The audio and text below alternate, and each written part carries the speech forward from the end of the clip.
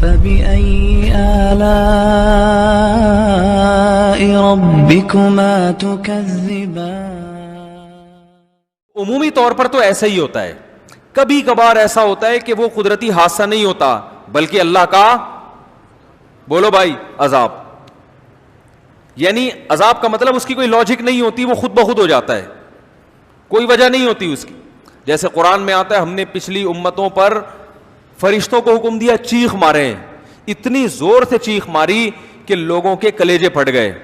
اب چیخ مارنے کی تو کوئی سائنٹیفک لاجک نہیں ہے نا, کوئی سائنسدان نہیں کہتا کہ فرشتہ لیبارٹری میں آ ہی نہیں سکتا, وہ روشنی ہے, وہ نور ہے, وہ مادی چیز نہیں ہے. ایسا بھی ہوتا ہے, بعض دفعہ ایسا بھی ہوتا ہے کہ ہوتا قدرتی حادثہ ہے مگر وہ قدرتی حادثہ اللہ لوگوں کے لیے عذاب بنا کے لاتے ہیں. اس کی مثال ہے جیسے آپ بیمار ہوتے ہیں تو بیماری کی بھی تو کوئی لاجک ہوتی ہے نا, لیکن لاجک کے باوجود وہ بیماری آپ کے لیے رحمت نہیں ہوتی بلکہ اللہ کا عذاب ہوتی ہے.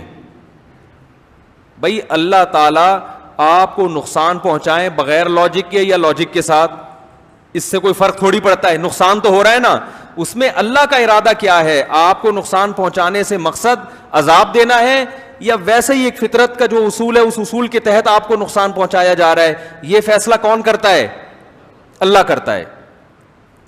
اس کی ایک علامت ہے, حدیث میں آتا ہے کہ جب کوئی مصیبت انسان پر آئے, اگر وہ ایک ویسے ہی اللہ کا ایک قانون اور ضابطے کے تحت مصیبت آ رہی ہے تو اس مصیبت میں انسان کو اگر صبر کی توفیق مل رہی ہے تو وہ مصیبت اللہ کی رحمت بن جاتی ہے, اور اگر صبر کی توفیق نہیں مل رہی تو یہ سمجھ لینا چاہیے کہ وہ مصیبت اللہ نے آپ کے گناہوں کے سزا کے طور پر آپ کو دی ہے. وہ مصیبت سمجھ میں آ رہی ہے بات؟ تو بسا اوقات تو کوئی لاجک نہیں ہوتی. ویسے ہی جیسے قوم لوط پر عذاب آیا, اللہ نے اٹھا کے الٹا پٹک دیا, اور قوم سمود پر عذاب آیا, قوم عاد پہ عذاب آیا ہواؤں کا, وہ واقعی عذاب تھا اور آج بھی آتے رہتے ہیں. یہ جو عذاب آیا تھا ابھی چند سال پہلے, کون سا طوفان تھا؟ سونامی کا طوفان. اس کے بارے میں بھی کہا جاتا ہے کہ سائنسدان کیا ہیں, پریشان ہیں. یہ اتنا بڑا طوفان اچانک آیا کیسے گیا, کیسے آ گیا؟ سمندر میں اتنا بڑا زلزلہ آیا.